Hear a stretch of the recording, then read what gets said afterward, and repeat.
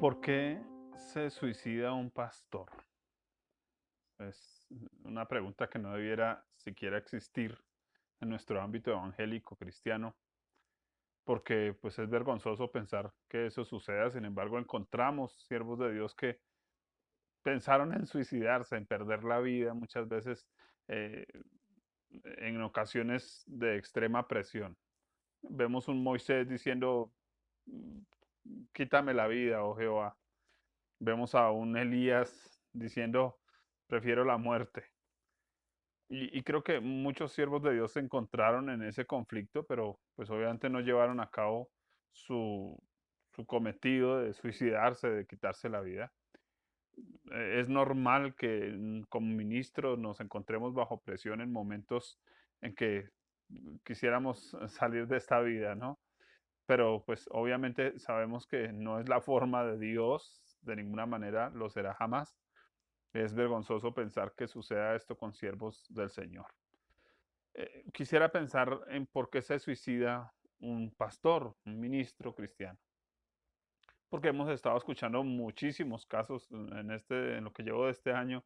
He escuchado al menos 4 casos de personas diferentes que han perdido su vida de esta manera, a mi parecer, cobarde. Y sin embargo, pues pienso, ¿por qué? Tengo 4 respuestas eh, personales. La primera es que no son salvos, son personas no salvas haciendo un ministerio evangélico, un ministerio cristiano. ¿Por qué lo digo y por qué lo pienso? Precisamente porque la palabra de Dios dice que hay aquellos que entran al redil de las ovejas, pero entran por otra parte, no entran por la puerta.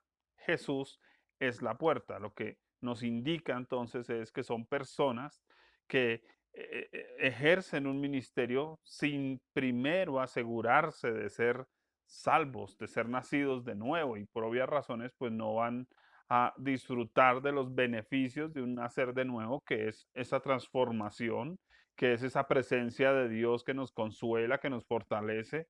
Y pues si alguien no es hijo de Dios, pues no va a tener el consuelo que un hijo de Dios tiene, la fortaleza que un hijo de Dios tiene, el espíritu de, que un hijo de Dios tiene. Por eso la Biblia nos habla inclusive de ministros que dice los sensuales, que no tienen el espíritu, viven en base a sus emociones y no en base a sus convicciones. Sería el primer punto de observar que muchas de estas personas simplemente predican el evangelio por la razón que sea, pero en muchos casos ellos mismos no son salvos. Eso es un peligro.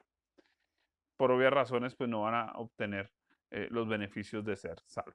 En segundo lugar, eh, no cuidan de sí mismos. Pablo dice a Timoteo, cuida de ti mismo y de la doctrina. Algunos simplemente se enfocan en la sola doctrina, estudian teología, seminarios, aprenden a trazar las escrituras, se vuelven profesionales del ministerio, como decía Charles Spurgeon, y predican bien, hacen buenos sermones, pero no viven lo que predican, no predican lo que viven, y por obvias razones se vuelven, la Biblia usa el término hipócritas, significa actores profesionales del púlpito, así que se suben al púlpito a actuar, a hacer su puesta en escena, pero muchos de ellos no están teniendo una vivencia real. Entonces, como encima del púlpito les aplauden, les admiran, pues ellos aman ese lugar, dice, aman el orar en público, aman el predicar en público también, podríamos decirlo, pero están descuidando su propia vida, su propia vivencia. Y eso es tremendo porque a veces viven una cosa en un lado y otra en otro. Así que hay que cuidar de sí mismo. Cuidar de sí mismo es poner límites, poner horarios. Hay ministros que se aceptan llamadas a medianoche del hermanito que le duele una uña para que ore por la uña del hermanito. Y creo que se pierde de vista el enfoque verdadero del ministerio. En tercer lugar, que no tiene un llamado de Dios.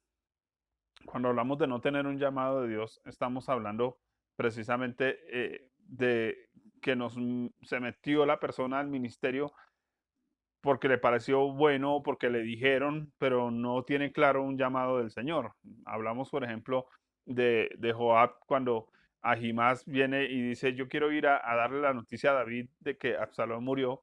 Y Joab le dice, no, no lo hagas, vamos a enviar a un etíope. Y sin embargo, Ahimás insiste y sale corriendo y llega de primeras, pero David le dice, hazte a un lado. Así se sienten muchos ministros, hechos a un lado, sin un respaldo de Dios, precisamente porque no han sido llamados a lo que están haciendo. Muchos ministros no tienen una base bíblica para su ministerio, simplemente fue accidental, entraron al ministerio porque les dijeron, les tocó, no había nadie más, y creo que eso hace que la carga no sea sostenible, porque mientras no hay un llamado de Dios, ¿cómo sostengo yo una carga del ministerio? Necesito tener el llamado de Dios, que es lo que me va a sostener en el ministerio. Los discípulos fueron a predicar porque Jesús le dijo, vayan, no lleven bolsa, no lleven alforja, allá se les va a sustentar todo lo que necesitan. Si no hubieran dependido del llamado del Señor, obviamente ni se les va a suplir nada, ni va a haber respaldo en milagros, ni va a haber respaldo en absolutamente nada de lo que hagan. Así que muchos ministros se frustran precisamente porque no ven un respaldo, pero no ven un respaldo porque no tienen un llamado. Y en cuarto lugar, porque viven una vida doble. Muchos ministros simplemente son unos en el púlpito, unos en la iglesia, otros en la casa, tienen sus guardados, no tienen con qué compartirlos, no forman liderazgo, personas que compartan con ellos también de sus luchas, de sus necesidades. La Biblia nos llama a tener coinonía, amistad con otros creyentes, y muchos ministros no practican eso, se vuelven los únicos visibles en su ministerio, y por esa razón llevan una carga pues demasiado pesada, y muchas veces también ocultan cosas en su corazón, como un David que guarda su pecado durante casi un año prácticamente, y dice, mientras callé se envejecieron mis huesos, se volvió mi verdor en sequedales de verano. Y creo que eso es algo que nos afecta cuando no tenemos con quién compartir, vivimos una vida doble y no tenemos con quién contarle nuestras necesidades, nuestras luchas, y que oren por nosotros. Así que Pablo está continuamente diciendo a la iglesia, estoy encarcelado, estoy en aflicción, oren por mí, clamen por mí, ayuden, colaboren, ¿cierto? Y de alguna manera está muy enfocado en compartir con otros ministros sus luchas, sus necesidades. Creo que son 4 razones, tal vez no sean todas, pero creo que principalmente esa, no tener una salvación clara, no disfruto de una vida espiritual como debiera, no tener un cuidado de sí mismo, descuidarme como ministro, descuidar mi hogar, mi familia, las cosas vitales por un montón de gente que a veces termino diciendo, pero es un poco de gente extraña, y no estoy cuidando lo que realmente es valioso para mí, pues llega a un punto en que ya eso pierde su valor.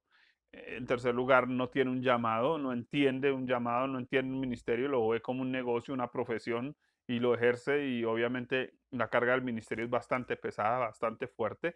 Trabajamos 24 horas al día en el ministerio, todo el tiempo nuestra cabeza está funcionando, nuestro corazón, tenemos que estar orando, aconsejando, llamando, visitando. Es una carga bastante fuerte, y si no tenemos un llamado no vamos a poder soportarla, porque si el Señor no edifica la casa, pues en vano trabajan los que la edifican, si no es Él quien nos sostiene. Y en cuarto lugar, pues vivir una vida doble hace que perdamos de perspectiva lo que es el ministerio. El ministerio arranca porque el ministerio es el ministro.